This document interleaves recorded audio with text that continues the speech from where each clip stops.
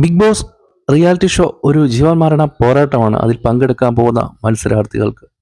കാരണം ആ വീട്ടിൽ കഴിയുന്ന ഓരോ ദിവസവും ജീവിതം തലകീഴായി മറിഞ്ഞുകൊണ്ടേയിരിക്കും. 100 ദിവസം കഴിഞ്ഞ് പുറലോകം കാണുമ്പോൾ ചിലപ്പോൾ വെറുക്കുന്നവരെ ആകും സമ്പാദിച്ചിട്ടുണ്ടാവുക. അല്ലെങ്കിൽ ലക്ഷക്കണക്കിന് ആരാധകരെ സമ്പാദിച്ചിട്ടുണ്ടാവും. ജാസ്മിൻ ജാഫറിന് ഷോയ്ക്ക് ശേഷം വെറുപ്പാണ് ഏറ്റവും അധികം ലഭിച്ചത്.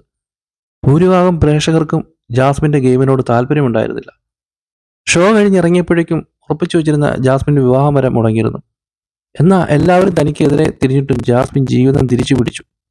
ബിഗ് ബോസ് താരം കൂടിയായതിനാൽ ഇപ്പോൾ കൈ നിറയെ വർക്കുകളും ഉദ്ഘാടനവും എല്ലാം ആയി ജാസ്മിൻ തിരക്കിലാണ്. യൂട്യൂബ് വീഡിയോകളാണ് ജാസ്മിനെ മലയാളികൾക്കിടയിൽ ജനപ്രിയയാക്കിയത്. ഇപ്പോഴിതാ ബിഗ് ബോസിന് ശേഷം താരത്തിന്റെ യൂട്യൂബ് ചാനൽ കൂടുതൽ വളർന്നിരിക്കുന്നു. 15 ലക്ഷം സബ്സ്ക്രൈബേഴ്സുള്ള ചാനലാണ് ഇപ്പോൾ ജാസ്മിൻ്റെത്. പുതിയ വീഡിയോയിൽ വെറുപ്പിനെ മറികടന്ന് തന്റെ യൂട്യൂബ് ഫാമിലി വലുതായതിന്റെ സന്തോഷം ജാസ്മിൻ പങ്കിട്ടു. ഒപ്പം കൊല്ലത്ത് നിന്ന് കുടുംബത്തെ വിട്ട് കൊച്ചിയിലേക്ക് ചേക്കേറിയതിന്റെ കാരണവും ജാസ്മിൻ വെളിപ്പെടുത്തി. കൊച്ചിയിൽ ഒരു പുതിയ ഫ്ലാറ്റ് എടുത്ത് ഒറ്റയ്ക്കാണ് ജാസ്മിന്റെ താമസം. എല്ലാവിധ സഹായവും പിന്തുണയുമായി സുഹൃത്തുക്കളായ രസ്മിനും ഗബ്രിയും എല്ലാം ഉണ്ട്. 15 ലക്ഷം സബ്സ്ക്രൈബേഴ്സായി 2 വർഷം കൊണ്ടാണ് ഈ ഒരു സ്റ്റേജിൽ ഞാൻ എത്തിയത്. ഇപ്പോൾ കാണുന്ന ജാസ്മിൻ ജാഫറിനെ വളർത്തിയെടുത്തത് സോഷ്യൽ മീഡിയയാണ്. ഒരുപാട് കാരണം കൊണ്ട് ടിക്ടോക്ക് കാലം മുതൽ ഞാൻ പലതവണ സോഷ്യൽ മീഡിയ നിർത്തി പോയിട്ടുണ്ട്. എന്നാൽ പിന്നെ വിധി എന്നതുപോലെ വീണ്ടും കറങ്ങിത്തിരിഞ്ഞ് ഞാൻ സോഷ്യൽ മീഡിയയിലെത്തി. ചാനലിൽ 10 ലക്ഷം സബ്സ്ക്രൈബേഴ്സ് തികഞ്ഞ ശേഷമാണ് ഞാൻ ബിഗ് ബോസിൽ പോയത്. സോഷ്യൽ മീഡിയ ഇൻഫ്ലുവൻസറായിട്ട് തന്നെയാണ് ബിഗ് ബോസിലേക്ക് പോയത്. അതിനുശേഷം നല്ലതും ചീത്തയുമായ ഒരുപാട് മാറ്റങ്ങൾ എനിക്കുണ്ടായി. എൻ്റെ ക്വാളിറ്റിയും എൻ്റെ മോശമായ കാര്യങ്ങളും എനിക്ക് മനസ്സിലാക്കാൻ സാധിച്ചു.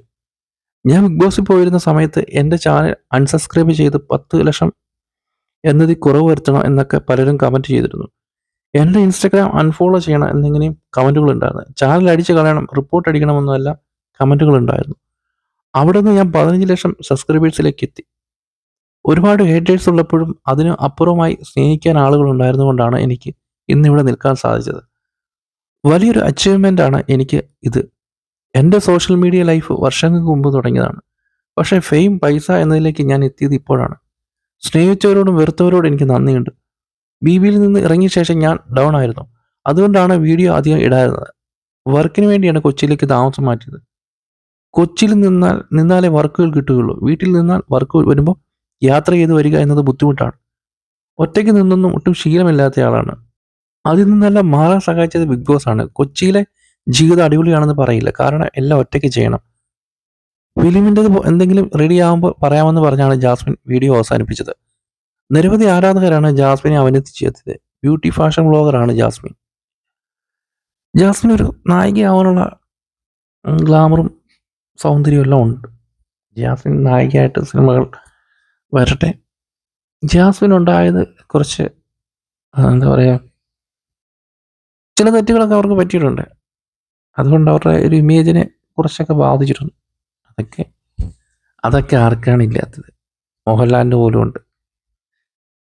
പല മോശം കമൻറ്റുകളൊക്കെ മോഹൻലാലിനെ തേടി വരാറില്ലേ? മോശം സമയങ്ങൾ എല്ലാവർക്കും ഉണ്ട്. പണക്കാരനും പാവപ്പെട്ടവനും എല്ലാം ഉണ്ട്. അതുപോലൊരു മോശം സമയം ജാസ്മിനും ഉണ്ടായിരുന്നു. അതൊക്കെ മാറി ഒരു സന്തോഷമുള്ള ജീവിതത്തിലേക്ക് തിരികെ വരട്ടെ.